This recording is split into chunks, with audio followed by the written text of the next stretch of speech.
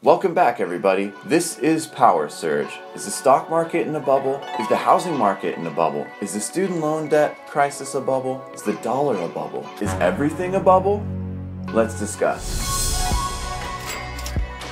So, I recently watched a couple documentaries about the stock market crash in 1929, the horrible one that preceded World War II and the Greatest Depression that my grandparents, Grandma Boomer, who this Buddha represents, and Grandpa Lester, the horn represents him. My grandparents lived through the horrible depression. This was caused by a bubble in the stock market. And now we have a bubble in what looks like everything. So first let's talk about the 1929 bubble, and then let's talk about where we're at now with various financial bubbles and calamities waiting to happen. Some factors that ramped up the stock market in the 1920s before it crashed: the fact that the public was involved in the stock market, you had new technology, you had this ticker tape in almost every bar where people could read the ticker tape and find out how they're doing on their stocks based on telegraph signals. They had implemented some really incredible technology for the time period of how to communicate what stock prices were. There's also rampant speculation in all sorts of new technologies. People speculated on new car companies, which, as we've seen from Tesla, it takes a lot to really get a car company going and be profitable. They wanted to invest in things that they owned. For example, if they owned a radio, they'd want to buy stock in the radio company. Or new, exciting technology companies that were perhaps putting radios inside of cars. What an amazing idea, right? This kind of hype and enthusiasm went into the stock market and into technology stocks. People wanted to invest in these new technologies or things that they thought would be the waves of the future. Another thing is that trading on margin became invented in the 1920s. So people were able to invest with money they don't necessarily have, and if they lose, they would have to pay the bill later. But this is a really risky thing to do, and it allows you to trade with money you don't have and money that you perhaps wouldn't even be able to put positions into, but it's there because it's on margin. It's debt for you to trade with. So people were trading with debt or borrowed money. All these things together made the stock market go way up. After it had a 5-year rally, people just were fervorous and they threw their money in there, and eventually at the end of 1929 the market crashed huge and it ruined the entire economy around the world for years to come. So now that we've talked about the 1920s bubble, let's talk about all the bubbles that exist right now and how they are possibly going to destroy the world, or at least cause us to go into some kind of depression far worse than they had in the 1920s. It will be different because we have modern times and technology, but we will also have mass struggling and suffering if all the bubbles that exist right now pop. So let's talk stock market. In 1920s, the market rallied for 5 years straight. But now, currently, our stock market has rallied for over 9 years, almost 10 years straight. We have seen the longest stock market rally in human history happen right now. And if the stock market in 1920s was fueled by borrowed money, this current market is incredibly fueled by not just borrowed money, but printed money. It's fueled by derivatives. It's fueled by high frequency trading. There's so many new tools that have helped pump this market beyond where it probably should ever be. The central banks of the world, as we know, have been buying stocks and creating currency to buy stocks to prop up the market all around the world. We also know that companies are doing huge amounts of stock share buybacks, where companies like Apple buy their own stock to raise the price of it. The government is printing and borrowing from the future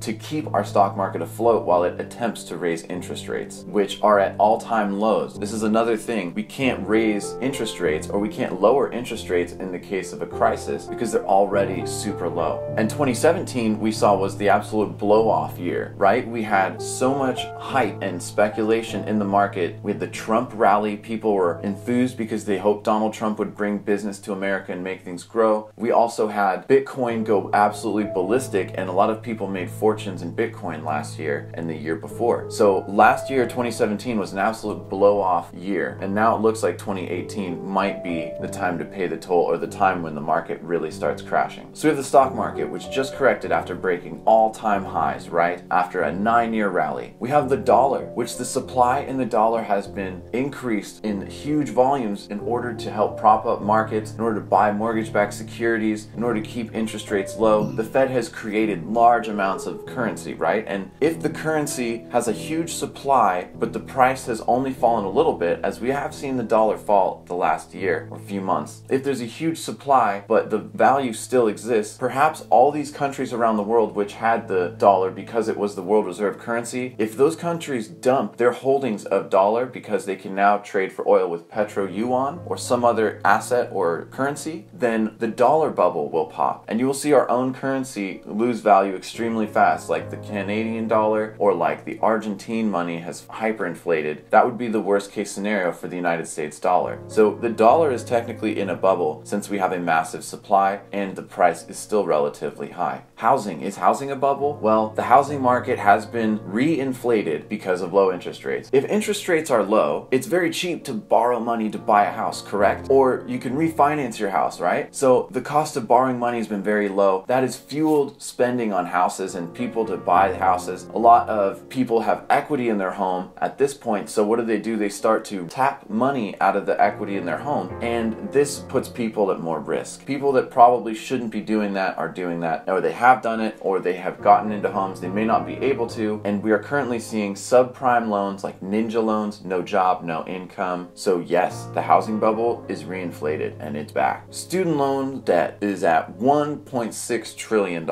Is that sustainable? It's not going down, it's growing really fast exponentially. And the cost of a college degree now is extremely high for the value that it gives you. In my mind, student loans are a bubble. And there are institutions that have expended large amounts of money giving out loans to college students, and those students, over 25% of people with student loans have them in deferment.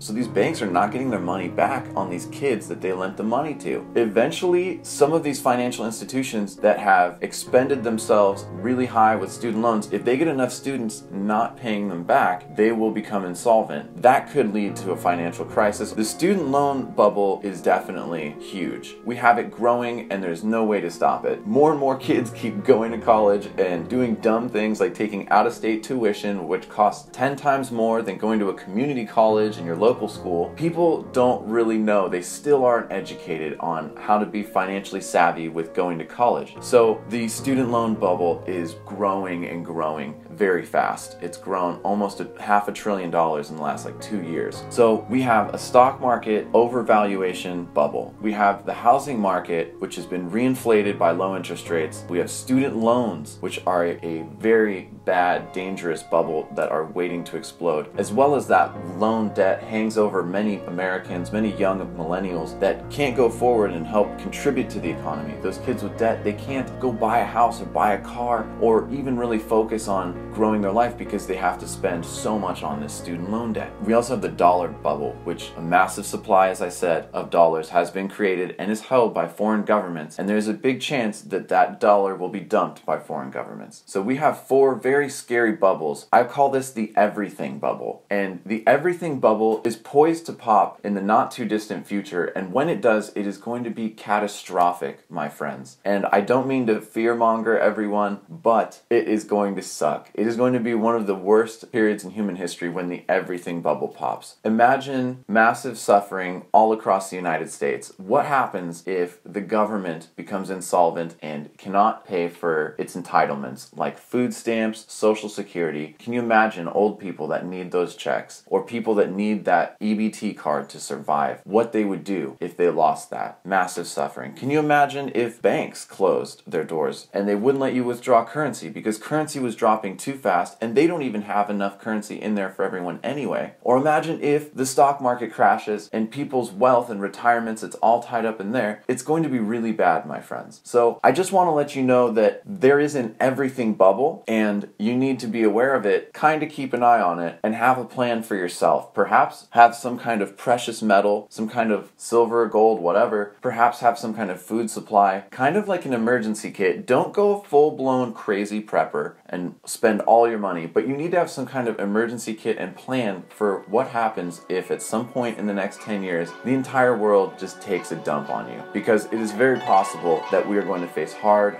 economic times in the near future. Thank you very much. I hope you've enjoyed this video. Please smash the like button. Feel free to leave a comment. Tell me if you think I'm completely wrong and we're just headed for the heavens for the future, or if you think it is very possible that we're going to encounter some catastrophe when one of these bubbles pops. Please subscribe because I do make videos all the time, and as always, just Have a great day.